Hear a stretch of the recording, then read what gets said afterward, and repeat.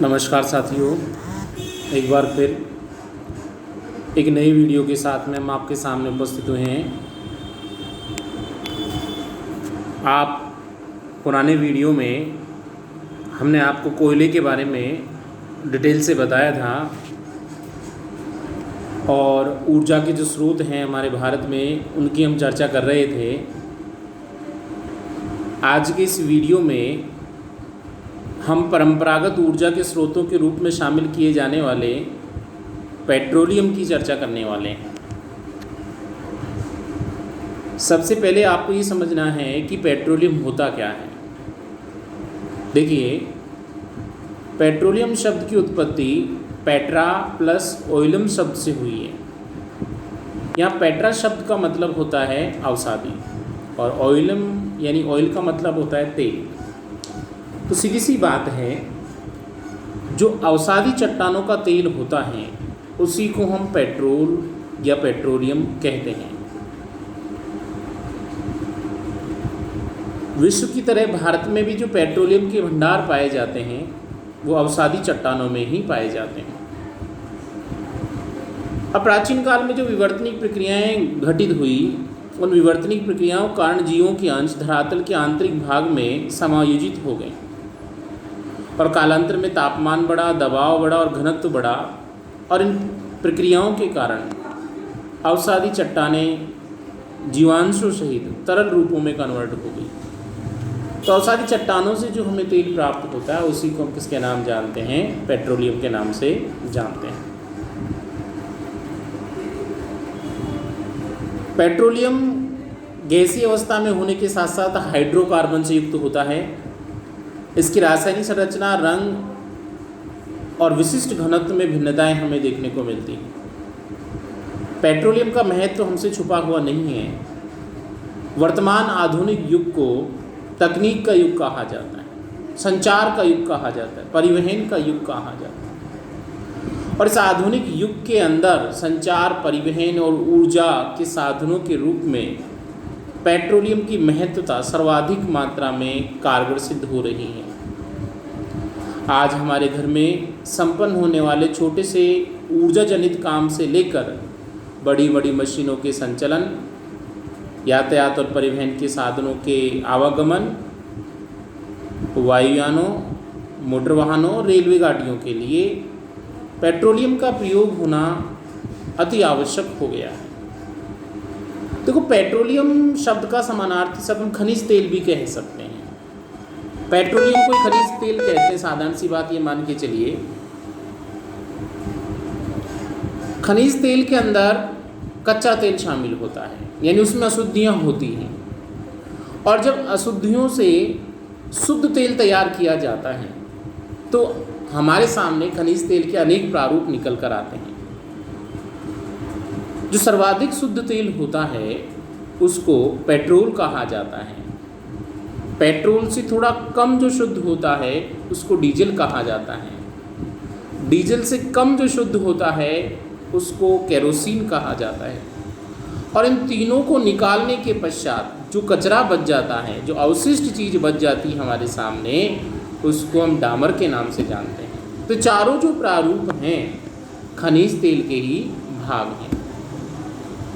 अब in petroleum संबंधी दशाओं से, पेट्रोलियम के प्रारूपों से वर्तमान में विभिन्न प्रकार की सामग्री का निर्माण भी किया जा रहा है। तो जिन चीज़ों का पेट्रोल से या पेट्रोलियम सामग्री से निर्माण होता है उनको पेट्रो उत्पाद आधारित उद्योग कहते हैं। जैसे रासायनिक उर्वरक बनाने का जो उद्योग है, कृत्रिम रबड़ बनाने का उद्योग है, कृत्रिम रेशे बनाने के उद्योग हैं, दवाइयाँ हैं, वैसलीन है, स्नेक है, मोम है, साबुन है और विभिन्न प्रकार की जो सौंदर्य सामग्रियां होती हैं उनमें किसी न किसी रूप में पेट्रोलियम का प्रयोग अवश्य किया जा रहा है।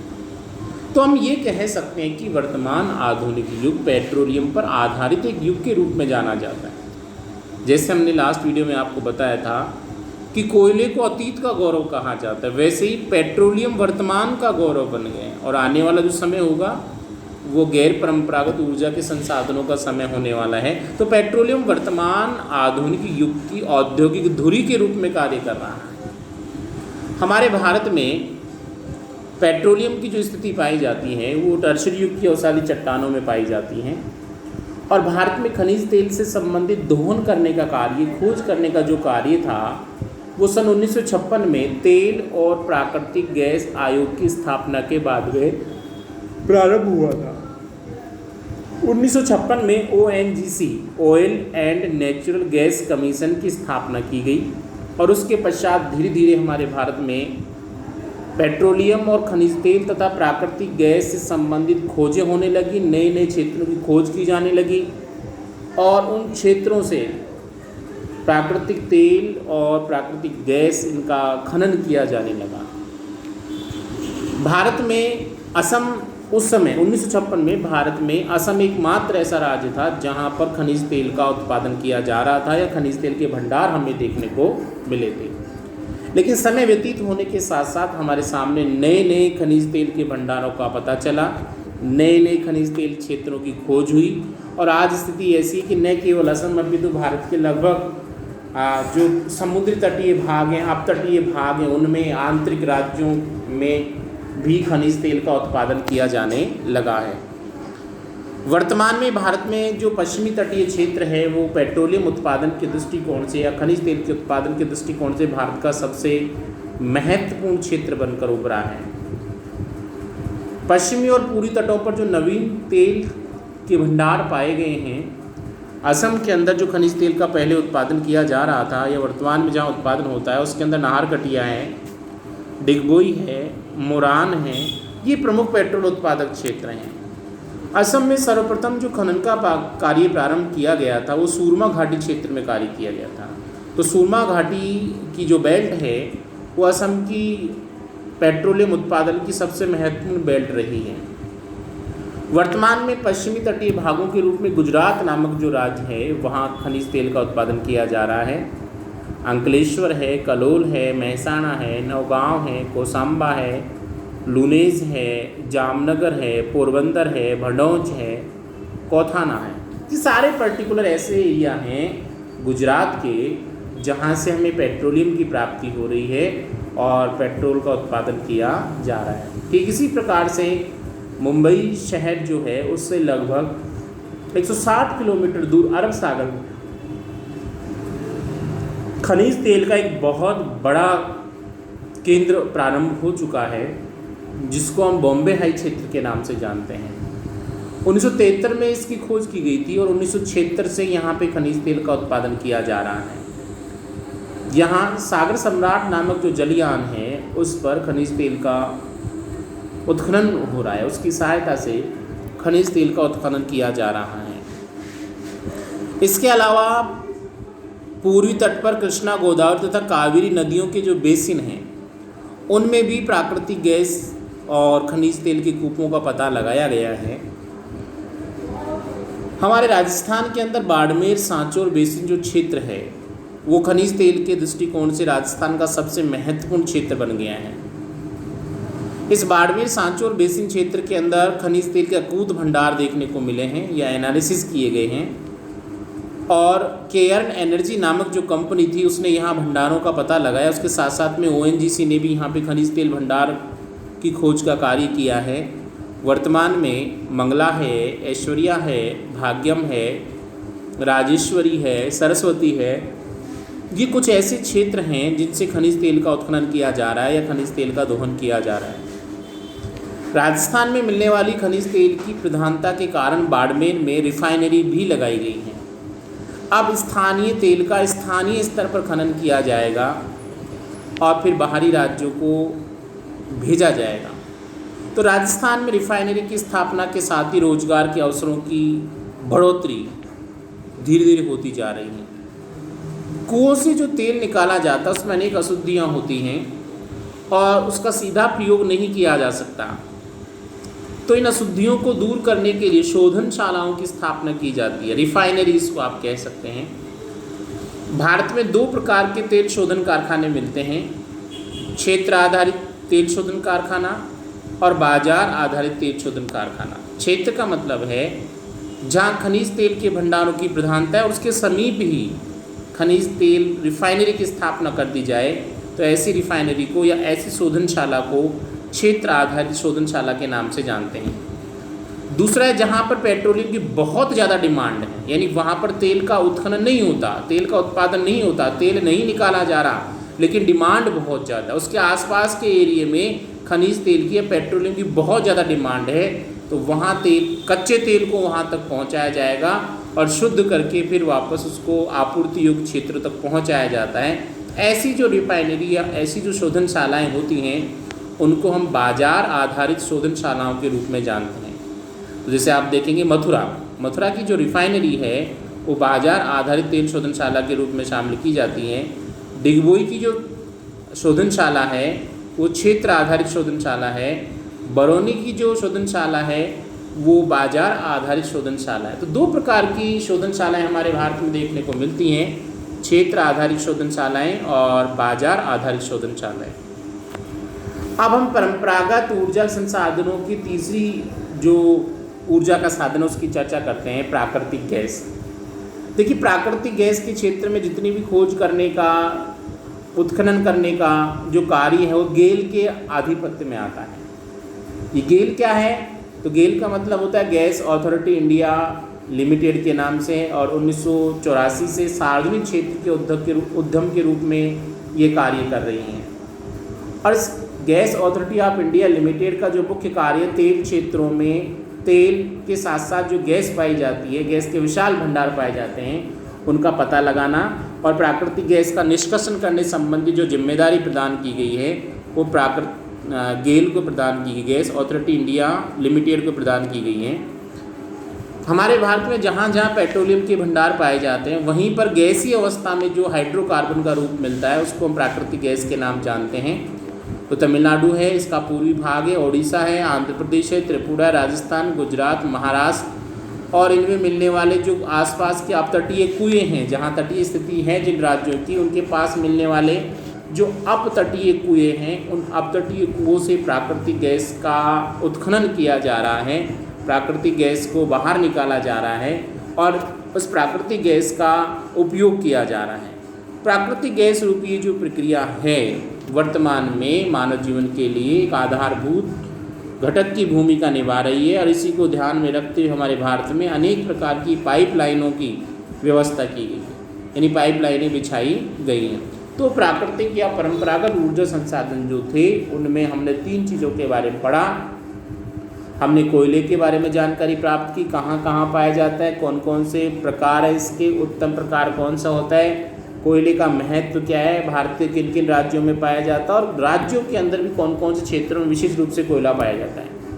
ठीक उसी प्रकार आज हमने पेट्रोलियम और प्राकृतिक गैस रूपी जो 2 परंपरागत संसाधन थे उनके बारे में चर्चा की कि इनका निर्माण कैसे हुआ है, कहाँ कहाँ ये पाए जाते हैं, वर्तमान संदर्भ में इनकी क्या उपयोगिता है, और उपयोगिता के साथ साथ इनके भारत के कौन कौन से क्षेत्रों में भंडार पाए जाते हैं, कहाँ कहाँ उत्खनन किया जा रहा है, और वर्तमान संदर्भ में इनका जो महत्व दिनों दिन बढ़ता जा रहा है उसके पीछे कौन कौन सी परिस्थितियाँ जिम्मेदार हैं, इनकी चर्चा इसमें हमने की। अब नेक्स्ट चलते हैं हम अपरंपरागत ऊर्जा संसाधनों के ऊपर। सबसे पहले आप ये समझ लीजिए कि अपरंपरागत ऊर्जा स्रोतों को ही गैर परंपरागत ऊर्जा स्रोत भी कहा जाता है। अब ये होते क्या हैं? गैर परंपरागत ऊर्जा स्रोत या अपरंपरागत ऊर्जा स्रोत किसे कहा जाता है? ऊर्जा के ऐसे सभी स्रोत जिनका हम पीढ़ी दर पीढ़ी प्रयोग नहीं कर रहे हैं, अर्थात हाल ही के कुछ दशकों में जिनका हम प्रयोग करने लगे हैं, उन्हें गैर परंपरागत या अपरंपरागत ऊर्जा स्रोतों के रूप में जाना जाता है। दूसरा हम देखें, अपरंपरागत ऊर्जा स्रोतों का विकास आधुनिक तकनीकी ज्ञान के पश्चात हुआ है। यदि परंपरागत और गैर परंपरागत की तुलना करवाई जाए तो परंपरागत का पीढ़ी दर पीढ़ी प्रयोग हो रहा है, गैर परंपरागत का हाल ही के कुछ दशकों में प्रयोग होने लगा है। परंपरागत आधुनिक तकनीक के विकास से पहले से प्रयुक्त किए जा रहे हैं, गैर परंपरागत आधुनिक तकनीकी विकास के पश्चात अस्तित्व में आए। तीसरा, परंपरागत समाप्ति योग्य होते हैं, गैर परंपरागत असमाप्त संसाधनों की श्रेणी में शामिल किए जाते हैं। परंपरागत से विभिन्न प्रकार का प्रदूषण फैलता है, गैर परंपरागत प्रदूषण की दृष्टिकोण से रहित स्थिति वाले संसाधन होते हैं। तो गैर परंपरागत संसाधन या अपरंपरागत संसाधन वर्तमान आधुनिक युग की सबसे महत्वपूर्ण आवश्यकता बन चुके हैं। परंपरागत संसाधन तो निश्चित रूप से उपयोग के साथ साथ एक दिन समाप्त होने के कगार पर पहुंच जाएंगे, लेकिन गैर परंपरागत संसाधन असमाप्त होने के कारण इनका चाहे कितना ही उपयोग किया जाए समाप्ति के कगार पर नहीं पहुंच सकते। साथ में गैर परंपरागत ऊर्जा के जो स्रोत होते हैं पर्यावरण हितैषी होते हैं, पर्यावरण के अनुकूल होते हैं, जबकि परंपरागत जो ऊर्जा के स्रोत होते हैं पर्यावरण के दुश्मन होते हैं। तो पर्यावरण के दृष्टिकोण से भी गैर परंपरागत या अपरंपरागत ऊर्जा के जो स्रोत हैं हमारे लिए अनुकूल माने जाते हैं, अच्छे माने जाते हैं। इन सभी गुणों के कारण धीरे धीरे गैर परंपरागत या अपरंपरागत ऊर्जा के जो स्रोत हैं उनका महत्व निरंतर बढ़ता जा रहा है। ये सतत पोषणीय ऊर्जा के स्रोत तो होते ही होते हैं, साथ साथ में नवीकरणीय योग्य स्रोत भी होते हैं। सौर ऊर्जा है, पवन ऊर्जा है, जल ऊर्जा है, भूतापीय ऊर्जा है, जैव ऊर्जा है। ये सारे ऐसे ऊर्जा के स्रोत हैं जिनको हम गैर परंपरागत ऊर्जा के स्रोतों के रूप में शामिल कर सकते हैं। पर्यावरण हितैषी होने के कारण इनका कोई नकारात्मक प्रभाव भी हमें देखने को नहीं मिलता। साथ ही इनका कितना भी उपयोग किया जाए ये कभी भी समाप्ति के कगार पर नहीं पहुंचते हैं। अपरंपरागत जो ऊर्जा के स्रोत होते हैं उनके बारे में हम चर्चा करेंगे। उससे पहले हम इस वीडियो को देखते हैं और साथ साथ में मैप को देखते हैं। इस मैप में देखिए हमारे भारत के अंदर जो तेल शोधन की परिशोधनशालाएँ थी, तेल को शुद्ध करने की जो परिशोधनशालाएँ हमारे भारत में हैं उनकी स्थिति को दर्शाया गया है। तो हम एक एक परिशोधनशाला की चर्चा करते हैं। पंजाब के अंदर भटिंडा है, हरियाणा के अंदर पानीपत है, यूपी के अंदर मथुरा है, बिहार के अंदर बरौनी है, मध्य प्रदेश के अंदर बीना है, जामनगर और कोयली जो हैं गुजरात के अंदर हैं, महाराष्ट्र में मुंबई है, कर्नाटक में मैंगलोर है, केरल में कोच्चि है, तमिलनाडु में चेन्नई और नागापट्टनम, आंध्र प्रदेश में तातीपाका और विशाखापट्टनम, उड़ीसा पारादीप, पश्चिम बंगाल हल्दिया, असम में बोगाईगांव है, गुवाहाटी है, नुमालीगढ़ और डिगबोई। ये सारे पर्टिकुलर ऐसे क्षेत्र हैं जहाँ पर वर्तमान में परिशोधनशालाएँ हैं या निर्माणाधीन परिशोधनशालाओं की स्थिति हमें देखने को मिलती है। तो बच्चों आज की इस वीडियो में हमने कोयले के बारे में जाना, पेट्रोलियम की हमने चर्चा की, प्राकृतिक गैस की हमने चर्चा की और हमारे भारत में मिलने वाली वर्तमान और निर्माणाधीन जो तेल परिशोधनशालाएँ थी उनको मैप के माध्यम से हमने समझा। तो आज का हमारा ये वीडियो यहीं समाप्त होता है। नेक्स्ट वीडियो में हम गैर परंपरागत ऊर्जा संसाधनों के रूप में सौर ऊर्जा, पवन ऊर्जा, जल ऊर्जा, भूतापीय ऊर्जा और जैव ऊर्जा की चर्चा करेंगे। तो आज का हमारा ये वीडियो यहीं समाप्त होता है। धन्यवाद।